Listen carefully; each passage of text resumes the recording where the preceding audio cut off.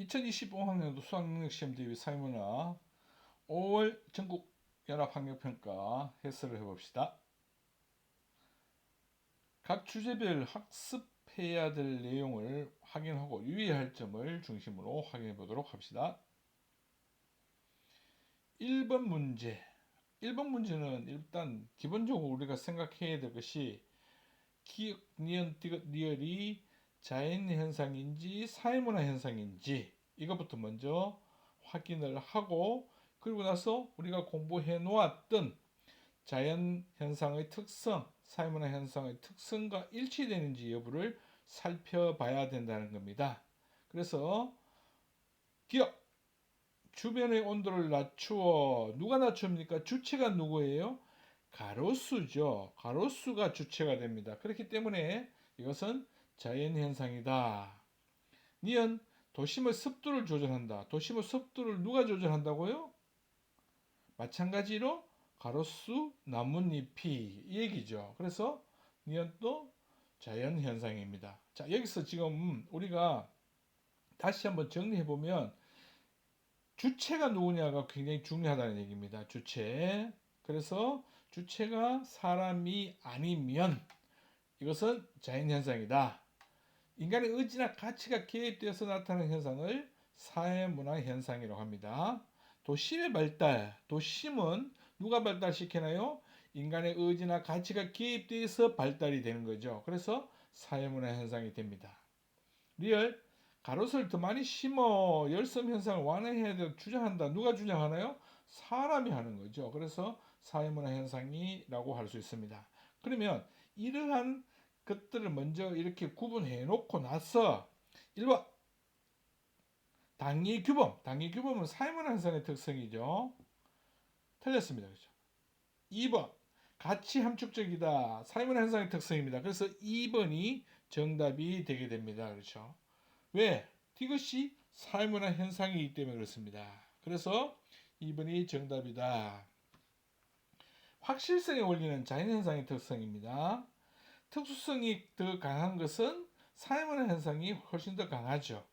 인과관계가 명확한 것은 자연현상이 훨씬 더 명확합니다. 이렇게 해서 문제를 풀어나가면 된다는 것. 그래서 이런 부분의 공통점하고 사회문화 현상의 특성, 자연현상의 특성 이런 것까지 우리가 다 기억하고 있어야 된다는 것. 2번 사회문화 현상의 탐구 절차. 자, 연구에 대한 설명을 옳은 것 이렇게 되어 있습니다. 연구에 대한 설명으로 옳은 것. 기업 시민성의 참여형 정치 수업이 이러니까 참여형 정치 수업이 시민성에 어떤 영향을 미치느냐 이렇게 된 거죠. 그렇죠. 그래서 기억이 종속변인이고 니은이 독립변인입니다. 정치 관심도를 높일 것이다라는 가설을 세웠다라는 것. 정치 토론 수업 경험이, 그러면 정치 토론 수업 경험이 독립변인이 되고 정치 관심도가 마찬가지로 종속변인이 되게 됩니다. 리얼 모 지역 고등학생 1000명.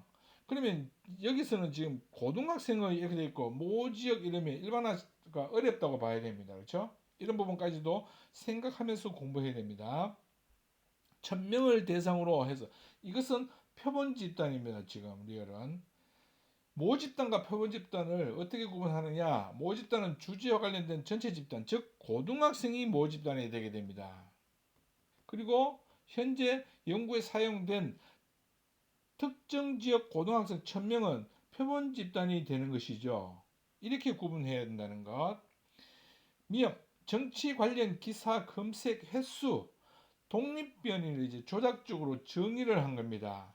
정치 관심도, 시민성 이런 부분에 대한 것을 우리가 이렇게 해보자 해서 검색 횟수로 하고, 학급회의 안건에 대한 관심 정도를 5점 척도, 질문지법이죠. 5점 척도는 것은 선택할 수 있는 곳이 5군데가 있다는 얘기입니다. 예를 들면은 보통, 그렇지 않다, 매우 그렇지 않다, 그렇지 않다, 보통이다, 정말 그렇다, 이렇게 5 구간으로 나누어서 답을 할 수 있는 것이 5점 척도라는 것. 높은 집단과 낮은 집단의 이렇게 했을 때 이 조심해야 될 게 실험 집단, 통지 집단 이렇게 생각하면 안 된다는 얘기죠. 왜냐하면 이 자체가 질문지법으로 얻은 자료를 가지고 나눠 놨기 때문에 그렇습니다. 그래서 유의미한 차이가 나지 않았다 이렇게 되어 있죠. 이건 가설 검증 후 기각됐다는 얘기입니다. 그래서 1번은 서로 바뀌어야 되는 것이고 2번은 표본 집단이죠. 3번은 그래서 3번이 정답이 되게 됩니다.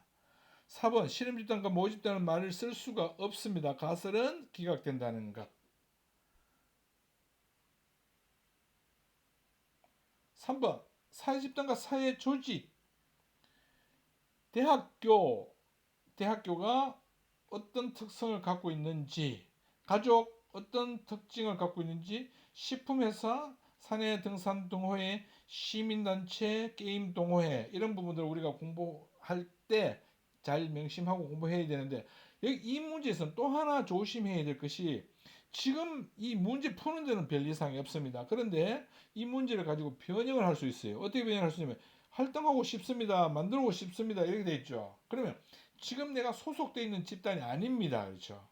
그렇게 되면 자, 지금 어디까지가 활동하고 있는지 경영하며 활동하고 있는지 이런 부분에 대해서 정확하게 모르죠. 그렇죠? 그래서 20대에 하고 싶은 일 이런 게 하니까 지금은 아마도 고등학생이다라는 것일 겁니다. 그러면 이 고등학생들을 대상으로 물었던 것이기 때문에 현재 소속되어 있지 않다는 걸 꼭 명심해야 됩니다. 그래서 소속된 것처럼 물어보는 그런 경우가 있을 수 있다는 것에 조심하면서 접근할 필요성이 있다는 것. 기업, 공식 조직. 공식 조직은 대학교와 식품회사가 공식 조직입니다. 지위나 책임, 역할 이런 것들이 명료하게 구분되어 있는 집단을 우리가 공식 조직을 하죠. 그래서 2개밖에 없다. 니엇, 의리 발표한 내용의 이익사회. 이익사회는 우리가 공동사회라고 하는 6가지 가족, 친족, 민족, 또래 집단, 마을 공동체 그리고 문중 이 6가지 외에는 전부 이익사회입니다. 그래서 이익사회는 시민단체와 게임동회 맞죠? 그래서 2개입니다. 디귿, 갑이 발표한 내용의 자발적 결사체의 개수는 자발적 결사체의 개수는 갑은 산에 등산 동호회밖에 없습니다. 1개밖에 없죠. 을이 발표한 내용에 있는 자발적 결사체의 개수 2개가 되어있습니다. 환경 관련 시민단체와 게임 동호회 이렇게 해서 적다 맞죠. 그래서 니은 디귿이 맞는 3번이 정답이 됩니다. 그럼 니은은 왜 틀렸느냐?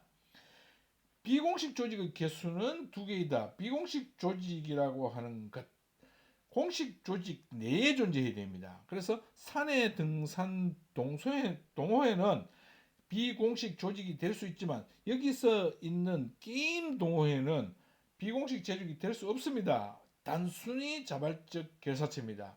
자발적 결사체를 우리가 공부할 때 또 조심해야 될 부분이 바로 이런 부분이에요. 그래서 게임 동호회를 비공식 조직으로 처리하면 안 된다라는 것. 왜 그러냐?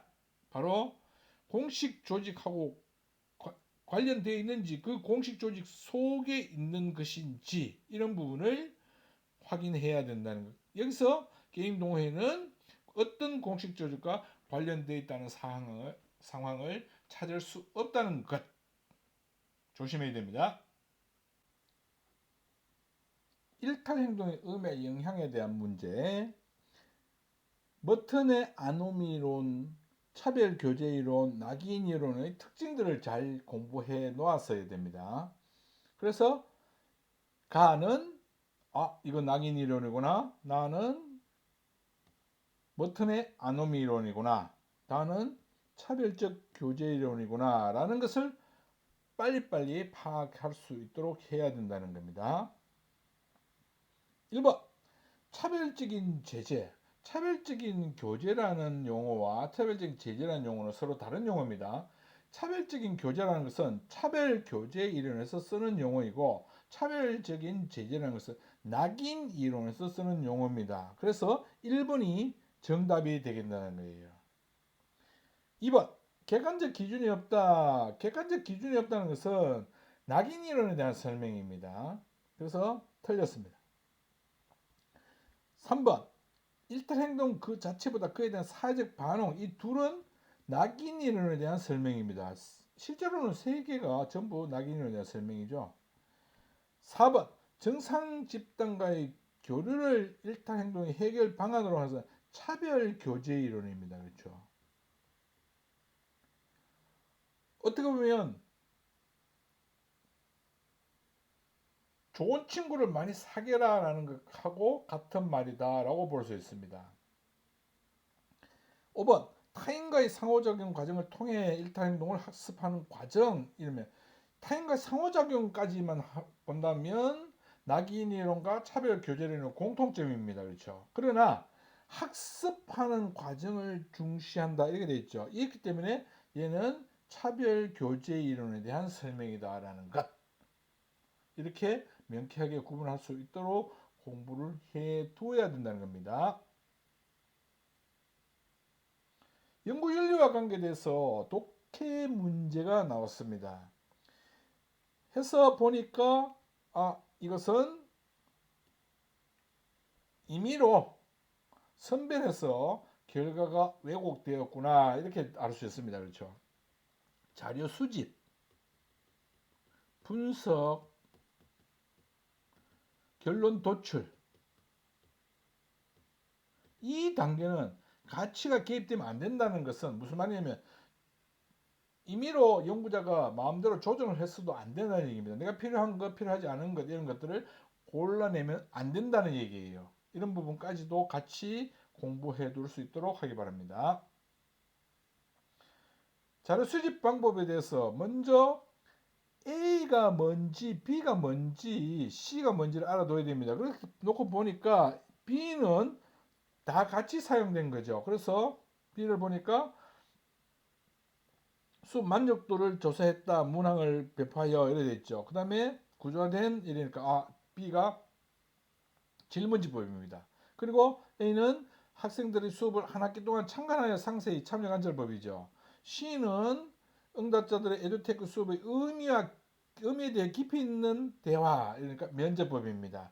그러면 A가 B가 C가 뭔지 이것부터 먼저 확인해 놓고 A 실제성이 높은 생생한 자료를 확보하기 용이하다. 그래서 1번이 정답입니다. 참여 관찰법에 대한 설명이죠.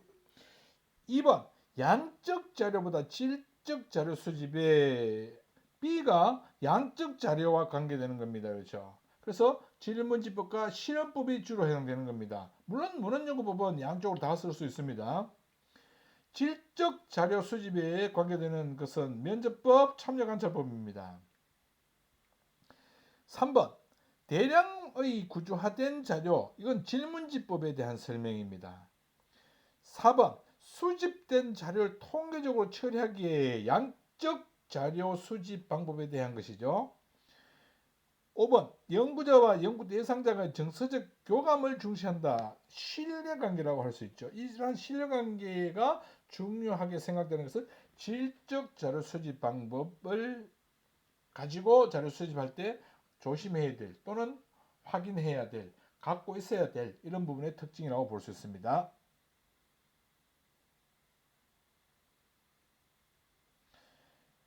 개인과 사회의 관계에 대해서 알아보게 되면 이 질문이 먼저 사회 실질론인지 사회 명목론인지, 개인에게 초점 맞춰서 있으면 사회 명목론이고 사회에 초점 맞춰 있으면 사회 실제론입니다. 그런데 보니까 설명할 수 없는 독자적으로 실체를 가진다. 그러면 사회 실제론이죠. 그래서 기업, 사회는 구성원들에게 외제성을 갖는다. 사회 실제론에 대한 설명입니다. 개인은 사회에 의해 구조화된 행동을 한다. 마찬가지 사회 실존에 대한 설명입니다. 개인의 능동성을 중시하는 것은 명목론에 대한 설명이고 환원할 수 없다. 마찬가지 명목론에 대한 설명입니다. 그래서 1번이 정답 이렇게 되는 겁니다.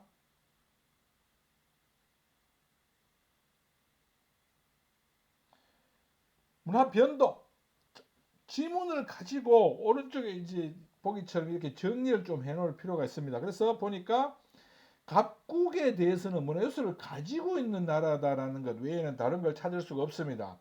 을국은 간접 전파, 인터넷을 통해서 전파되었죠. 문화 병존, 같이 존재한다는 얘기입니다. A와 B가 함께 이렇게 되어 있죠. 그래서 병존이고, 병국은 이민자들에 의해서 이렇게 되어 있죠. 그러면 직접 전파입니다. 그렇죠? 그리고 새로운 무의 D가 문화융합의 경우입니다. 이러한 내용들이 파악이 되었을 때 이 문제를 풀 수 있습니다. 자발적 문화적 변이라고 볼 수 있겠죠. 필요에 의해서. 강제적 문화적 변이라고 할 수 있는 곳은 아무데도 없습니다. 2번 간접 전파 맞죠. 그래서 2번이 정답입니다. 상실되는 것이 아니라 문화융합은 자문화 정체성이 그대로 유지되게 됩니다. 발견이라고 하는 요소는 전혀 찾을 수 없습니다. 얼국에서는 문화 병존, 병국은 문화융합 이렇게 되는 겁니다. 그렇죠? 그래서 지문을 가지고 어떤 내용들이 들어있는지를 먼저 파악하고 우리가 공부해 놓았던 내용, 이런 내용을 같이 여기에 전맥시키는 이런 부분으로 가야 된다는 것. 사회 계층 이동에 대해서 그렇게 어렵지는 않습니다. 그렇죠? 그래서 조건들을 먼저 보게 되니까 조부모 세대의 계층 구조는 피라미드형, 조부모는 피라미드형, 여기다 이제 이렇게 표시를 해놓고 요걸 먼저 이렇게 표를 만들어 놓고 상중하 이렇게 해놓고 요런 피라미드형이라는 거 해놓으면 쉽게 우리가 찾을 수 있죠. 그리고 나서 부모 세대와 자녀 세대는 각각 다이아몬드형, 모래시계형 둘 중 하나이다 이렇게 돼 있죠. 조부모 세대의 하층 비율가 조부모 세대 하층 비율 피라미드형인데 60이죠, 그렇죠? 그러니까 이게 이것과 자녀 세대의 하층 비율이 같다, 60이 같다 이렇게 됩니다, 그렇죠? 그러면 60이 같다고 되어 있는 상태이기 때문에 여기가 모래시계형이 될 가능성이 높습니다. 근데 이미 벌써 여기서도 짐작할 수 있지만 자료를 보니까 부모 세대는 가장 높은 구성 비율이 50이죠. 그럼 나머지 25가 있는데 이 또 25밖에 안 남았죠. 그래서 다이아몬드형이 되게 된다는 것입니다. 여기는 이렇게 모래시계형이 되고 이렇게 찾아낼 수 있도록 이 표를 만드는 일을 먼저 해야 된다는 겁니다. 1번 부모 세대의 계층 구조는 조부모 세대의 계층 구조가 사회 통합에 불리한 게 아니라 오히려 훨씬 더 유리합니다. 왜? 다이아몬드형 계층 구조이기 때문에 그렇죠. 이런 부분을 공부할 때 수직 기둥이 보장되느냐 아니냐를 또 생각해 봐야 됩니다. 피라미드형이라고 해서 수직 기둥이 보장되지 않는다라고 하면 곤란하죠. 왜? 피라미드형, 다이아몬드형, 모래시계형이라는 것은 구성 비율만으로 표현한 것 뿐이죠. 그 안에서 계층 구성원들이 1대1로 이동하게 되는 것, 이런 경우가 나타나게 되면 그대로 유지되게 됩니다. 그렇죠. 그런데 수직이동이 나타났죠. 그렇기 때문에 개방적 계층 구조다 이렇게 얘기할 수 있는 겁니다. 그래서 피라미드형에서 피라미드형으로 바뀌었다고 해서 폐쇄적 계층 구조를 가지고 있는 사회다라고 단정할 수 없다는 것, 이런 부분까지 같이 공부해 준다는 것. 2번 부모 세대의 계층 구조는 자녀 세대의 계층 구조보다 계층 양극화라는 문제가 발생 가능성이 없다. 오히려 자녀 세대가 훨씬 높게 됩니다. 자녀 세대에서 상층의 비율은 30이죠. 부모 세대의 중층의 비율 50입니다. 그래서 틀렸습니다. 중층의 비율은 조부모, 부모, 자녀 세대 아니죠. 30, 50, 10이기 때문에 오히려 증가하다가 감소하게 되는 이렇게 되게 됩니다. 5번, 그래서 5번이 정답이 되게 됩니다. 자녀 세대 중층 대비 하층의 비율, 중층 대비 하층의 비율은 10분의 60이죠. 그래서 6이라고 한 것이 나오게 됩니다. 조부모 세대의 상층 대비 하층의 비율 마찬가지 10분의 60이죠. 그래서 6이라는 값이 나오게 되죠. 그래서 같다. 5번이 정답 이렇게 되게 됩니다. 이번 시험은 그렇게 어려운 수준이 아닌 수준으로 출제되었습니다. 삶의 현상을 보는 다양한 관점. 이렇게 했을 때 1번 질문이 질문 3, 진술 1, 진술 2, 진술 3, 진술 4 이렇게 해가지고 봤을 때 진술 1은 상징적 상호작용론에 대한 설명이고 진술 2도 마찬가지 갈등론적 관점에 대한 설명입니다. 4. 기능론적 관점에 대한 설명이라는 걸 알 수 있습니다. 왜? 1점을 받았기 때문에 그렇죠. 기억. 사회를 유기체에 비유해 이건 기능론적 설명이죠. 그래서 틀렸습니다. 니은 이 상징적 상호작용이라면 디귿은 0점이 아니라 1점이 들어가야 됩니다. 이 부분이 상징적 상호작용에 해당되는 것이기 때문에 그러면 상 이러면 맞는 것이 되죠. 그래서 1점이 되게 됩니다. 리얼은 갈등을 사회발전의 갈등론에 대한 설명입니다. 그래서 디귿이 맞는 보기가 되고 가에는 사회 각 부분이 상호 의존적 관계의 기능론에 대한 설명입니다. 그래서 맞는 설명이죠. 그래서 디귿 리얼 5번이 정답 이렇게 되는 겁니다.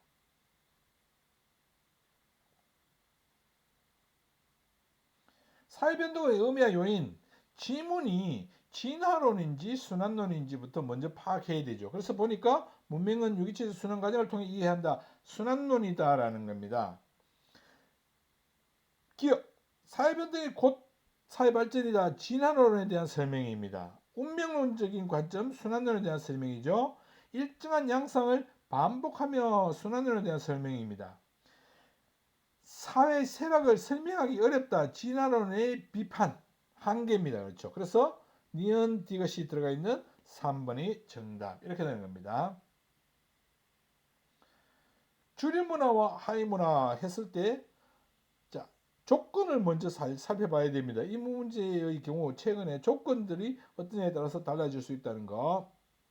A는 한 사회 지배적인 문화에 저항하는 문화. 그러면 뭐예요? A가 반문화이겠군요. 그죠? B는 한 사회의 구성은 대다수가 공유하는 문화입니다. 아니면 주류 문화입니다. 그렇죠?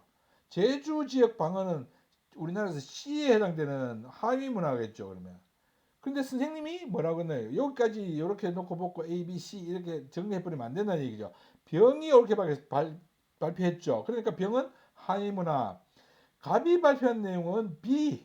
갑이 발표한 내용이 반문화죠. 그러니까 B가 반문화 이렇게 된다는 얘기입니다.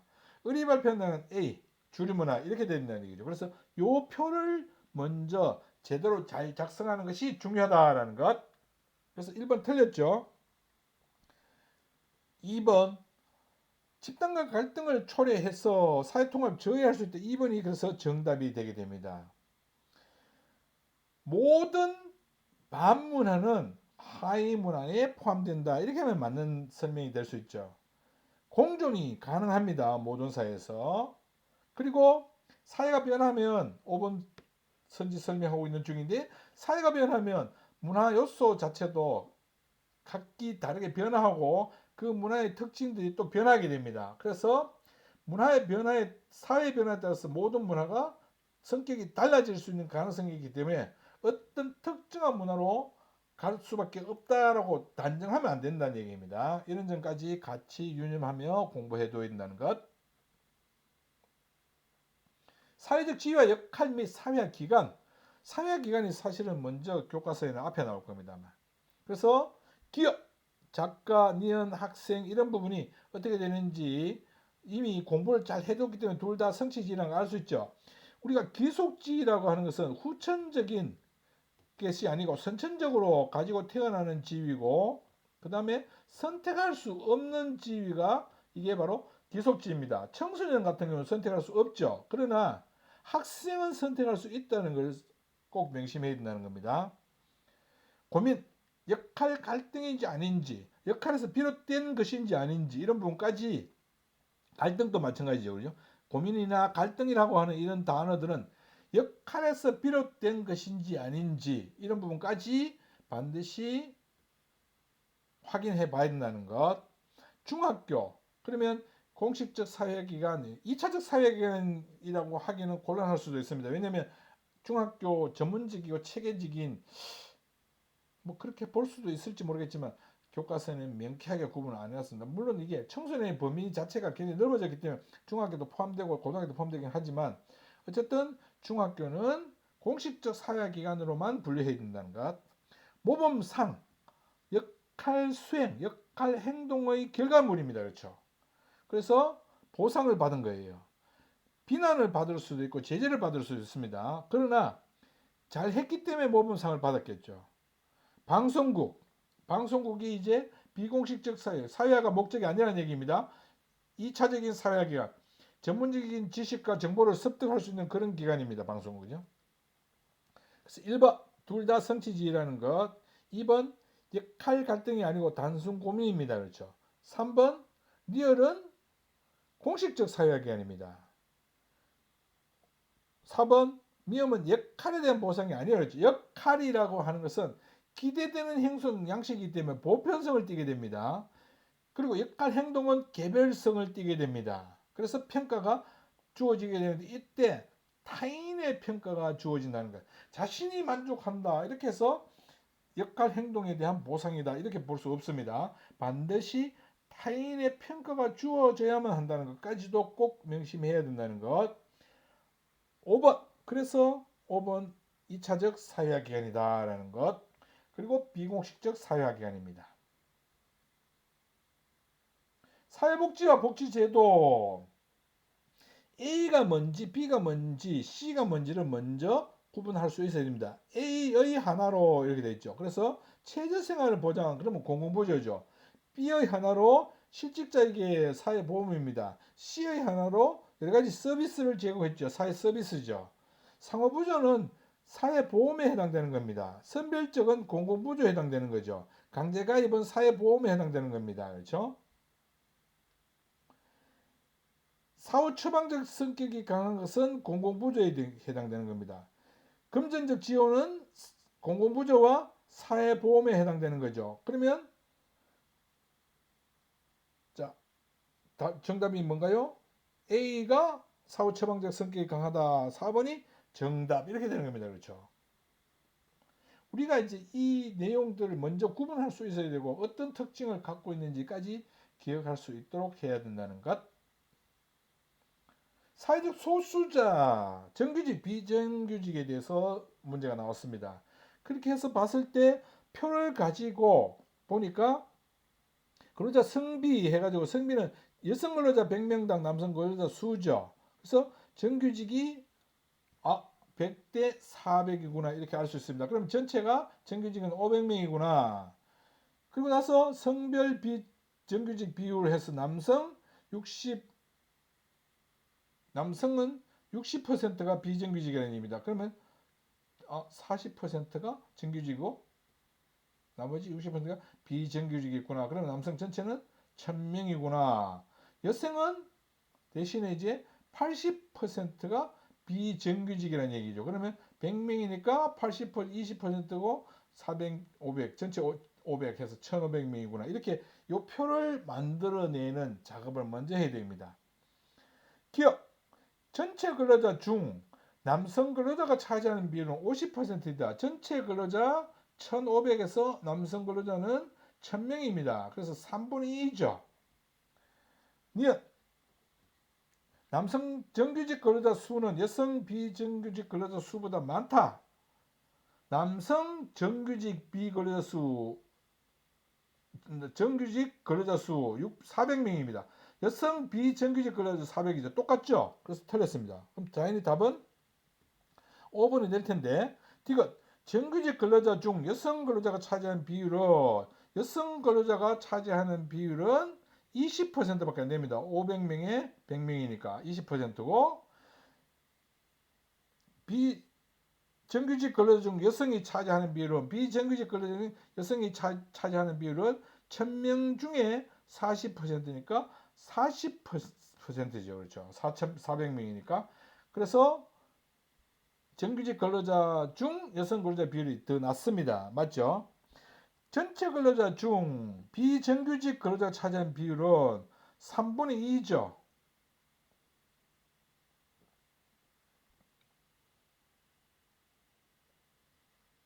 전체 1500명 중에 1000명이니까 3분의 2가 됩니다.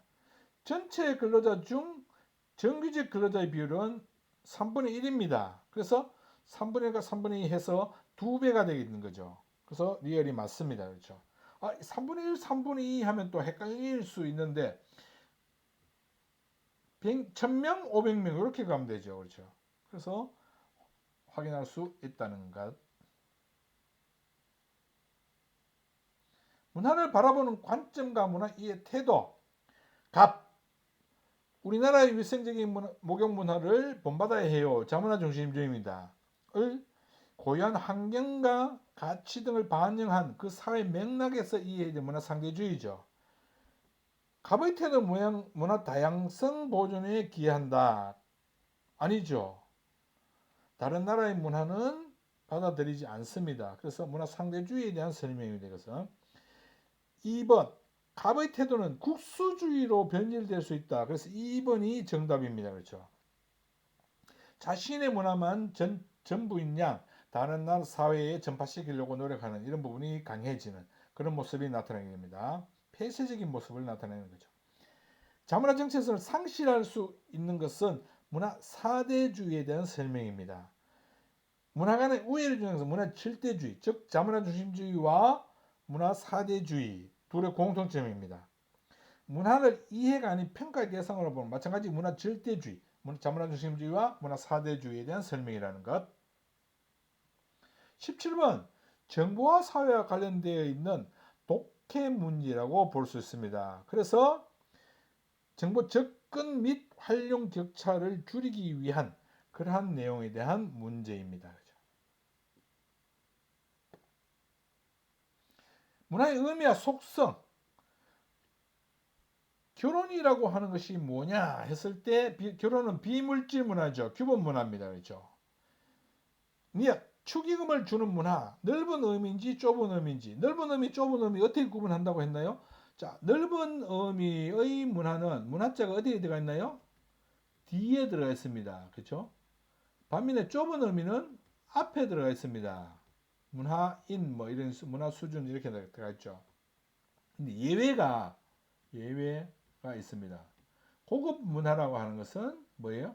이미 고급이라고 하는 단어 자체가 수준을 가리키는 용어입니다. 그래서 좁은 의미다. 문화자가 뒤에 있긴 하지만 요것만 기억하고 있으면 됩니다. 기억은 비물질 문화 맞죠? 좁은 의미 아니죠. 넓은 의미라고 그랬죠. 당연시한다. 이건 뭐예요? 공유성에 대한 겁니다. 그렇죠. 그래서 이거 맞는 겁니다. 리얼 각국의 문화수들이 서로 연결되어 전체성과 관련됩니다. 그렇죠. 경기 침체, 비혼 인구 증가 이렇게 해서 그래서 기억 리얼 4번이 정답. 사회 불평등 현상을 바라보는 관점가 개인의 능력이나 노력에 따라 결정된다 이러면 기능론적 관점이죠. 지배 집단의 자의적으로 정한 갈등론적 관점입니다. 사회 불평등 현상을 극복해야 될 문제 갈등론적 관점에서 주장입니다. 사회 전체 합의에 기초해야 한다. 이 기능론의 주장입니다. 기득권층의 이익을 대변하는 논리로 이용될 우려가 있다는 이 기능론에 대한 한계죠. 사회 불평등 현상이 개인의 성취 동기를 감소시킬 수 있음을 간과한다는 비판을 받는다.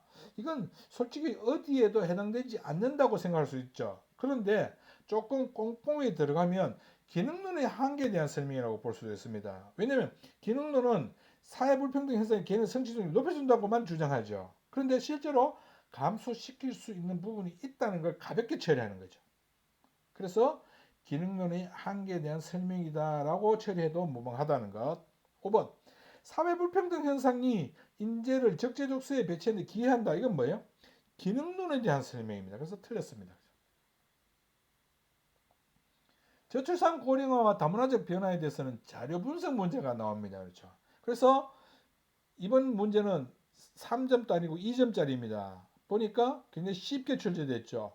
25% 감소하였다. 그러면 125% 감소한 75 이렇게 된다는 얘기입니다.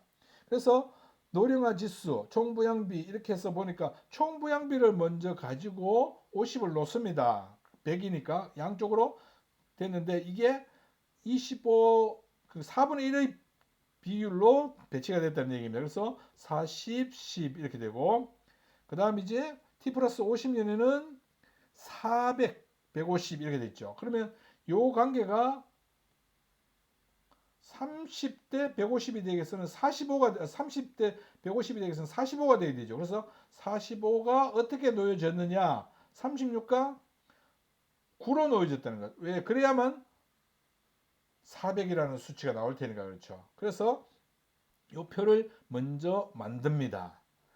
그렇게 놓고 기억 노년부양비는 어떻게 나오나요? 5분의 1이죠. 곱하기 100 해서 20입니다. 그죠? 20.